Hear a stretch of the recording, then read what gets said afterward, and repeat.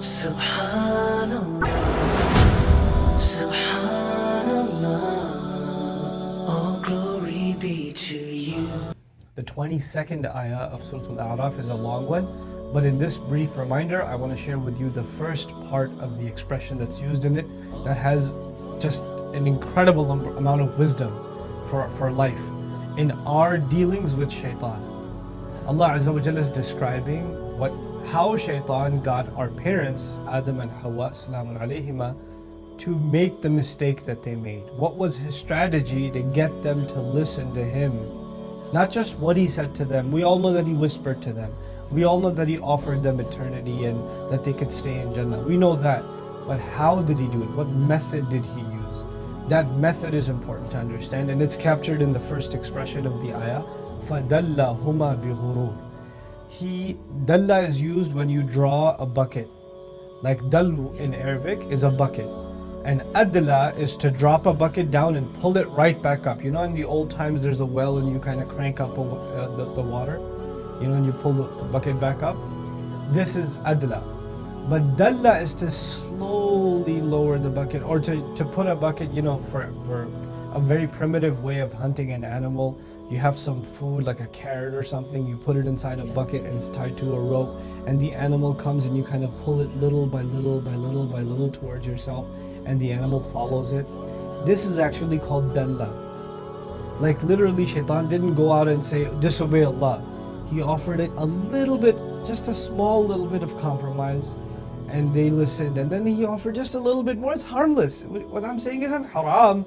I'm just saying just don't take it a little bit easy, you know. And then you don't have to eat from this tree. In the case of our parents, you don't have to eat from. I'm not saying you should eat from the tree. I'm just saying at least check it out. It's a beautiful tree. There's no harm looking at it, is there? Now look, Allah's commandment was وَلَا تَقْرَبَا هَذِهِ الشَّجَرَةِ. Don't go near this tree. So the first thing he says, look, at least you're not touching it, okay? At least you're not touching it. Just go near it. What's the big deal? And then when they go near, that, you know what? It's not like you're not supposed to climb it. You're just not supposed to eat from it. Just have a little climb. It's no big deal. And it's not at one time. Dalla also suggests that these suggestions came a day, then another day, then another day, then another day. Like this was a process for this guy. It wasn't like he whispered to Adam alayhi salam and immediately he went and ate from the tree. There's actually an entire strategic, little by little by little winning over the argument that he's doing. فَدَلَّهُمَا بِغُرُورٍ. And that's what he does to us to this day. This is the reason it's mentioned in the Quran, that he drew them out with using this. And the bighurur I didn't translate, using deception. This is a kind of deception. In other words, there are things that are clearly wrong. You and I know that. There are things that are clearly wrong. But there are a lot of small, not as clearly wrong steps that are there that you should have the sense to know, if I take this one tiny step, tomorrow I'll be taking another tiny step, and then another, and then another, and before I know it, I'll end up in the wrong. So you have to put protective measures in place. And when you put those protective measures in place, it keeps you from falling into trouble. Now Shaitan comes and he doesn't attack, or he doesn't tell you to make the haram into halal. Oh, that's too direct, and the Muslim will say, no, it's obviously haram. I'm not going to do that. He comes and he says, listen, this one little step I'm asking you to take, it's clearly not haram. That's not wrong. You could do that much at least. There's nobody that can blame you for that. And then people come and say to the scholar, to the alim, to the da'i, to the khatib, hey, so I know that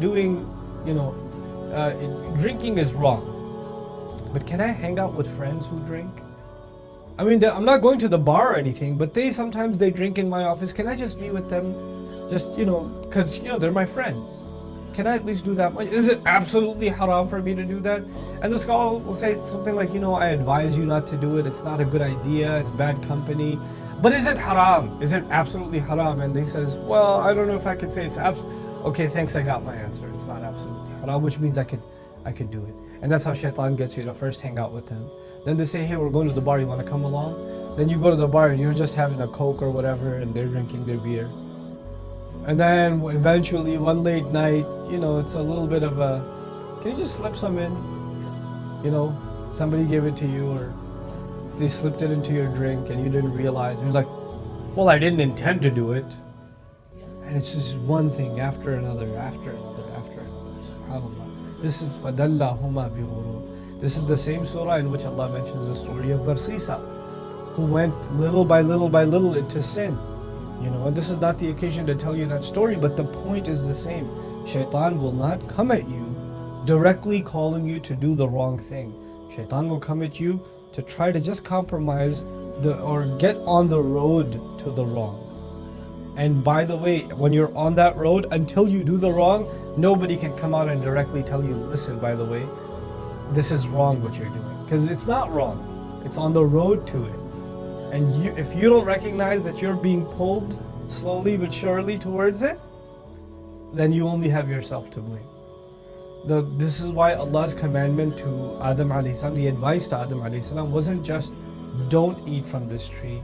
The advice was don't go near it. There's a big difference between those two things, And so you and I have to recognize there are some things that are clearly haram, but there's a road that leads to them. We have to watch out and not go on that track that Shaitan's trying to reel us into.